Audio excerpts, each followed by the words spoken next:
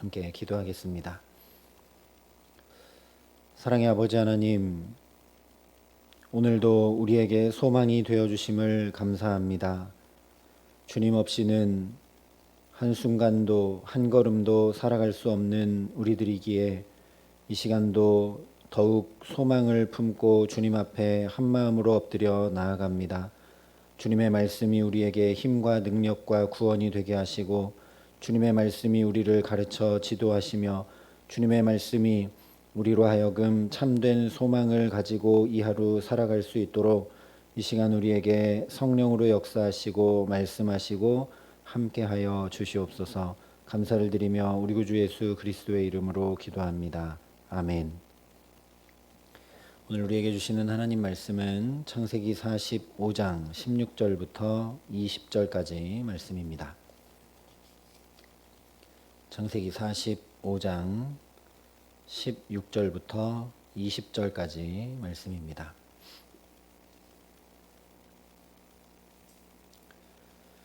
창세기 45장 16절부터 20절까지 말씀을 제가 봉독해 드리겠습니다. 하나님의 말씀입니다. 요셉의 형들이 왔다는 소문이 바로의 궁에 들림에 바로와 그의 신하들이 기뻐하고, 바로는 요셉에게 이르되 내 형들에게 명령하기를 너희는 이렇게 하여 너희 양식을 싣고 가서 가나안 땅에 이르거든 너희 아버지와 너희 가족을 이끌고 내게로 오라. 내가 너희에게 애굽의 좋은 땅을 주리니 너희가 나라의 기름진 것을 먹으리라. 이제 명령을 받았으니 이렇게 하라. 너희는 애굽 땅에서 수레를 가져다가 너희 자녀와 아내를 태우고 너희 아버지를 모셔오라. 또 너희의 기구를 아끼지 말라. 온 애굽 땅에 좋은 것이 너희 것임이라. 아멘. 예수님께서 산상수훈의 팔복 말씀에서 화평케 하는 자에 대해서 이렇게 말씀하셨습니다. 화평케 하는 자는 복이 있나니 그들이 하나님의 아들이라 일컬음을 받을 것임이요. 물론 이 말씀은 원문의 순서를 보면 복이 있도다 하나님의 아들들이라 일컬음 받는 자들이여 너희가 화평케 하나니 라는 순서로 되어 있습니다. 다시 말하면 지난 2번 동안 살펴본 대로 하나님의 아들, 하나님의 자녀라는 정체성, 그것이 하나님으로부터 온전히 확인되지 않으면 우리가 화평을 이루어가기는 어렵다라는 것입니다. 그리고 실제 예수님이 하나님의 아들로서 막힌 담을 허무시고 화평을 이루셨습니다. 그런데 이 말씀을 또 다시 생각해 보면 화평케 하는 자는 그렇게 하나님의 아들로 인침받고 인정받는 축복을 누린다는 말씀이기도 합니다. 오늘 말씀은 기근 중에 애굽과 여러 나라들의 화평을 이루고 또 자기를 팔아넘겼던 형제들과 화평을 이루고 이제 아들이 죽었다고 생각하고 소망을 잃어버린 채 살고 있는 아버지 야곱의 화평도 회복시키게 되는 요셉이 어떻게 하나님의 아들이라 존귀함 그리고 영광을 얻고 누리게 되는지를 오늘 말씀이 잘 보여주고 있습니다. 먼저 16절이 이렇게 말씀합니다. 요셉의 형들이 왔다는 소문이 바로의 궁에 들림에 바로와 그의 신하들이 기뻐하고. 요셉의 형들이 왔다는 소식에 온 애굽이 기뻐했다라고 성경이 말씀합니다. 그런데 타락한 인간의 본성은 사돈이 땅을 사면 배가 아픈 법입니다. 애굽 사람이 가증히 여기고 부정하게 생각하는 히브리 종이자 죄수인 요셉이 총리가 된 것에도 불만이 나올 것이 뻔한 일이기 때문에 애굽 왕 바로가 제사장의 딸과 결혼을 시켜 주요 가문의 사람이 되게 했어야 할 정도였습니다. 그런데 오늘 그 요셉의 형들, 즉 요셉의 가족들이 왔다는 소식에 바로뿐만 아니라 신하들도 모두 기뻐하고 있습니다. 이 기뻐했다는 원뜻은 마음에 흡족히 여겼다는 뜻입니다.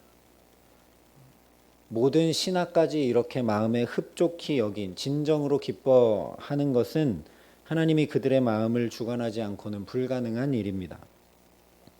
뿐만 아니라 바로가 이렇게 명령을 합니다. 17절과 18절 말씀입니다.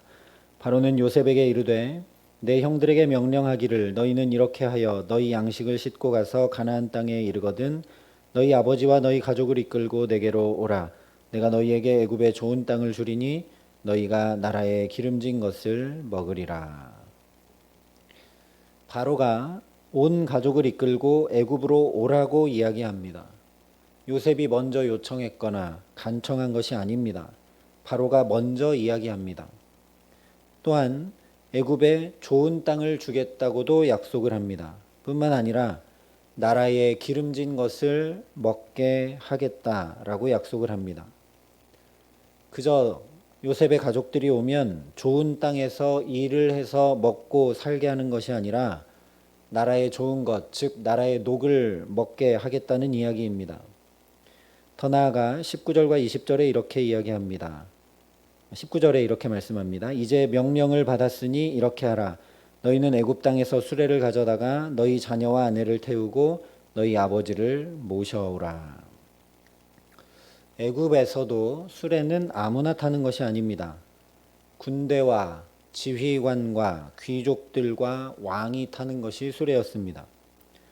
요셉을 총리로 세우고 버금 수레를 태워 총리 즉위식을 하게 했던 바로가 이번에는 총리 가족을 위해 수레도 내어주고 있습니다.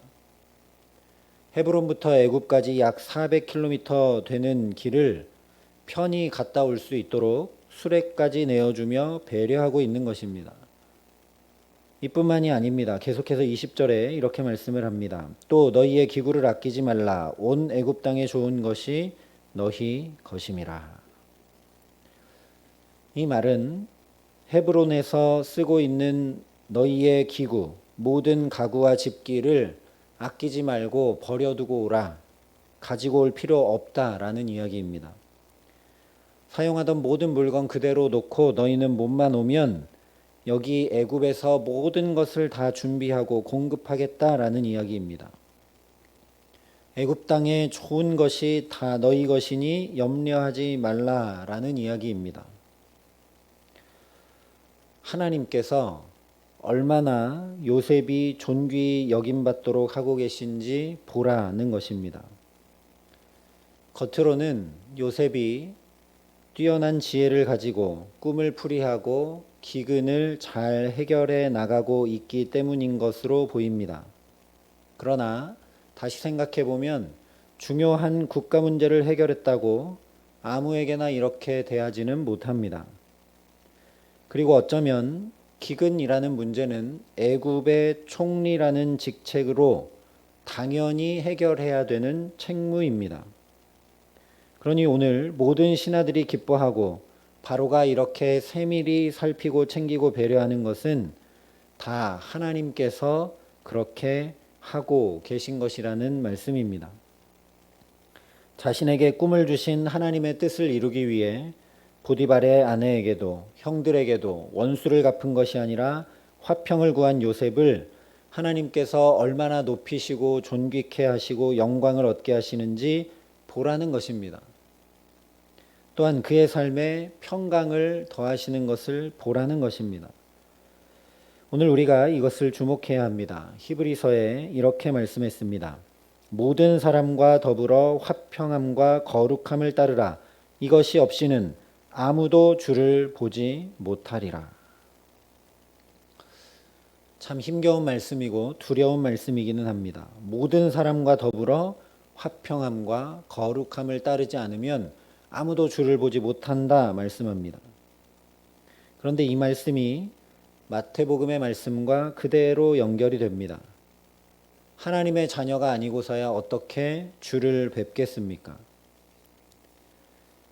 그렇다 하더라도 모든 사람과 더불어 화평함과 거룩함을 따르는 것은 불가능한 일로밖에 여겨지지가 않습니다. 우리의 연약함으로는 도저히 모든 사람과 화평함을 이루고 거룩함을 따르기가 불가능한 일처럼 보입니다.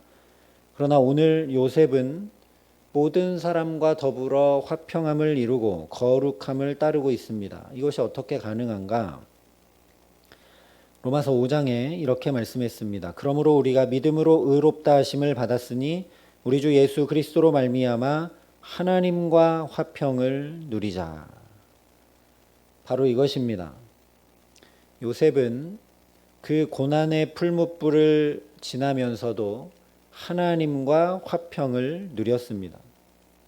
인생의 가장 어두운 터널을 지날 때도 하나님이 어디 살아계시냐, 하나님이 살아계시다면 내 인생이 어떻게 이럴 수 있느냐라고 하면서 불평하거나 불만하거나 하나님과의 관계를 버리거나 하나님께서 자기에게 2번 연거푸 꿈꾸게 하시며 주셨던 말씀을 의심하거나 하나님을 향한 믿음을 포기하지 않았습니다. 다시 말씀드리면 자신과 하나님과의 관계를 늘 제대로 하고 살았습니다. 형들과의 관계가 무너졌을지라도, 자기가 종으로 팔려갔을지라도, 억울하게 누명을 쓰고 감옥에 갇혔을지라도, 자기 삶의 다른 것들은 다 무너진다 할지라도 하나님과의 관계만큼은 무너뜨리지 않고 하나님과의 관계는 굳건히 붙들고 살아갔습니다. 이렇게 나의 삶이 하나님과 먼저 관계가 제대로 되고 하나님과 화평을 이루면 나머지 관계들은 하나님께서 절로 화평케 해주십니다. 오늘 요셉에게서 보는 것처럼 나 자신과 이웃과 심지어 만물과의 관계까지도 하나님께서 화평으로 나타나도록 역사해 주십니다. 이것이 가장 중요합니다. 하나님과의 바른 관계 속에 살아가고자 오늘도 이 새벽 주 앞에 엎드려 나아가는 우리 모두에게 평강의 하나님께서 함께 해주시기를 우리 구주 예수 그리스도의 이름으로 간절히 축원합니다. 한 가지 더 생각해 봐야 될 것은 이 요셉으로 인해 그저 요셉의 가족이라는 이유 하나만으로 모든 형제들이 기쁨과 화평을 누리고 있습니다. 형제들이 이 놀라운 영광과 축복과 화평을 얻고 누리는 이유는 그저 요셉의 형제들이기 때문입니다. 그들이 한 것은 아무것도 없습니다. 우리도 마찬가지입니다. 저와 여러분이 먼저 하나님과 화평을 이루면 우리 가족과 우리 주변의 사람들이 저와 여러분으로 인해 기쁨과 평강과 영광과 축복을 얻게 됩니다. 이것이 저와 여러분을 그리스도인으로 예수 믿는 자로 부르신 가장 중요한 이유입니다. 아브라함을 처음 부를 때부터 말씀하셨던 것처럼 복이 될지라 라고 저와 여러분을 부르셨기 때문입니다. 더 중요한 것은 요셉의 형제, 요셉의 가족이기만 해도 이런 기쁨과 영광과 평강을 얻는데 우리가 예수님의 가족이 되면 어떻게 되겠는가 하는 것입니다. 하나님의 아들로 일컬음 받는다라고 하는 것은 곧 예수님과 한 가족, 형제와 자매가 된다라는 이야기입니다. 그래서 예수님께서 이렇게 말씀하셨습니다. 누가 내 어머니며 내 동생들이냐? 누구든지 하늘에 계신 내 아버지의 뜻대로 하는 자가 내 형제요 자매요 어머니이니라. 지구 역사상 그저 마리아만, 그리고 그 마리아가 낳았던 형제들만 예수님의 형제고 가족일 수 있다면 예수님께서 무엇하러 이런 말씀을 하셨겠습니까? 저와 여러분도 얼마든지 누구든지 예수님의 형제요 자매요 심지어 마리아와 같은 예수님의 어머니 같은 놀라운 은혜를 누릴 수 있다라는 이야기입니다.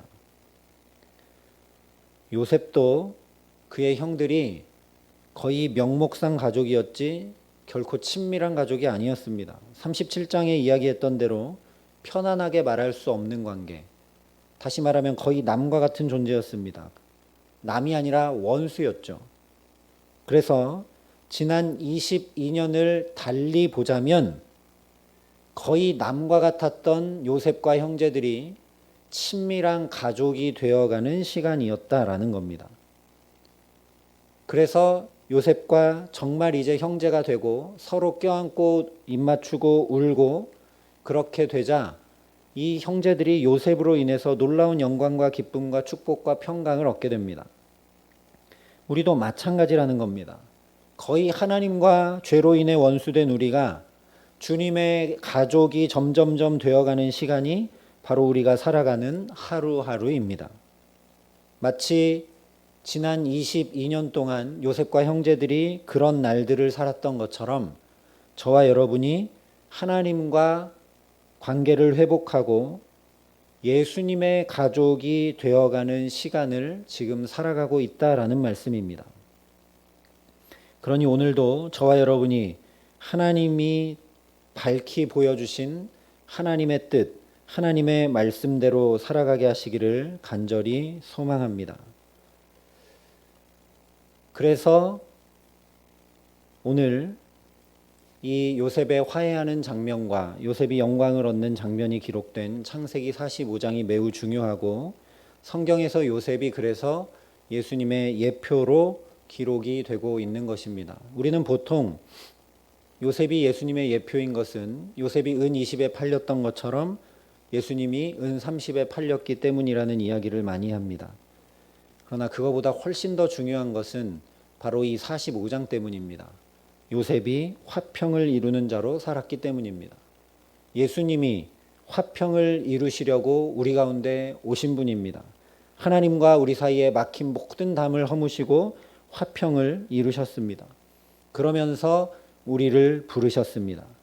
예수님의 형제요 자매요 어머니가 되라고 우리를 오늘도 부르고 계신 줄 믿습니다. 이 하루 살아가는 동안 그 평강의 왕, 사랑의 왕이신 예수로 인해 우리의 가정과 자녀와 일터와 우리 모든 삶에 은혜와 평강이 강물처럼 넘치게 하시기를 간절히 기도합니다. 저와 여러분이 오늘도 부단히 어떻게 하면 예수님의 형제와 자매가 될 수 있을까? 어떻게 하면 예수님 붙들고 살아갈 수 있을까? 그렇게 오직 주님만 바라보며 주님을 붙들고 의지하며 나아가기에 마치 형제들이 요셉으로 인해 이 놀라운 영광과 축복을 얻었던 것처럼 저와 여러분이 예수님으로 인해 오늘도 존귀히 여김받고 존귀한 일들 가운데 하늘의 기쁨과 평강을 누리며 살아가게 하시는 귀한 은총 주시기를 우리 구주 예수 그리스도의 이름으로 간절히 축원합니다. 함께 기도하시겠습니다. 사랑과 은혜가 풍성하신 아버지 하나님, 아무 공로 없고 아무 의도 없는, 아니 오히려 죄인 되어서 주님과 원수된 우리를 마치 요셉이 원수된 형제들과 화해하고 한 가족이 되어 놀라운 하나님의 기쁨과 영광을 얻었던 것처럼 주님 오늘도 우리를 더 가까이 주님께로 부르시고 이끄시고 변화시키시고 함께하여 주시기를 간절히 소원합니다. 예수님 말씀해 주신 대로 오늘도 부단히 예수님의 형제와 자매와 어머니가 되어 살아갈 수 있도록 우리를 붙드시고 역사하여 주시옵소서. 하나님 오늘의 시간이 우리가 살아가는 모든 시간이 그렇게 주님의 가족이 되어져 가는 은총의 시간이 될 수 있도록 오늘도 성령으로 깨우치시고 붙드시고 동행하시고 함께하여 주셔서 오직 주님을 더욱 붙들고 주님을 의지하고 주님의 말씀을 따라 살기에 우리로 인해 하나님의 화평과 평강이 나타나고 우리로 인해 우리의 가정과 자녀와 일터와 삶의 모든 자리자리마다 오늘 요셉으로 인해 놀라운 축복을 형들이 경험했던 것처럼 우리로 인해 정말 우리가 복의 근원이 되어 하나님의 평강이, 하나님의 화평이, 하나님의 축복이, 하나님의 은혜가 강물처럼 우리 모든 삶에 넘쳐날 수 있도록 오늘 이 하루 걸음걸음마다 주님 붙들어 주시고 도우시고 함께 하시고 역사하여 주시옵소서. 이제는 친히 우리의 구원자가 되어주신 우리 구주 예수 그리스도의 은혜와 그 독생자 예수를 아낌없이 내어주신 아버지 하나님의 놀라우신 사랑하심과 오늘도 우리를 곁에서 도우셔서 예수의 가족으로 놀라운 은혜와 평강을 누리며 살아갈 수 있도록 함께 하시는 성령 하나님의 교통하시고 역사하심이 여기 머리 숙여 오직 주님께만 소망을 두며 주의 말씀을 붙들고 예수께 더 가까이 나아가기로 소망하고 결단하는 여기 모인 모든 주의 성도들과 사랑의 빛교회 모든 교우들과 이 나라 이 민족과 이 귀한 복음을 오늘도 세계 만방에 전하시는 선교사님들 가운데 이제로부터 영원토록 함께 하시기를 간절히 축원하옵나이다. 아멘.